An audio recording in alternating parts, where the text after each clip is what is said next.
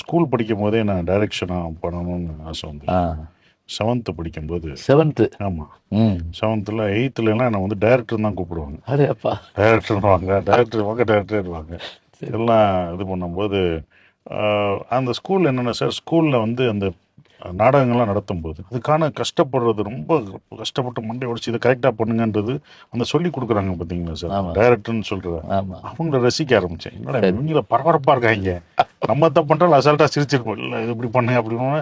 Behind the screen அந்த stage முடிகிற வரைக்கும் அவங்க அவ்வளோ இதாக இருப்பாங்க. நல்லா பண்ணுறோம்னா அப்படி கட்டி பிடிச்சி அவங்களோட எக்ஸ்பிரஷன் பார்க்க ஆரம்பிச்சிது, நல்லா இருக்கே என்னன்னு. அப்புறம் படங்கள் பார்க்கும்போது இவங்கெல்லாம் இயக்குறது யார் அப்படின்னா டைரக்டர் தான், இவங்க டைரக்டர் சொல்லி தர்றத பண்ணுவாங்க இந்த நடிகர்கள் அப்படின்னு.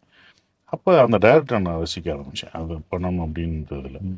அப்புறம் அப்போ அந்த டைம் பாலுமகேந்திரா சார் பேட்டி ஒன்று பார்த்தேன். நான் 9th வரணும், 8th 9th நான் நம்புறேன். ஆனால் அவர் ஒரு தடவை சொன்னார், இயக்குனர் யாருன்னு. ஒவ்வொருத்தரும் இயக்குனர்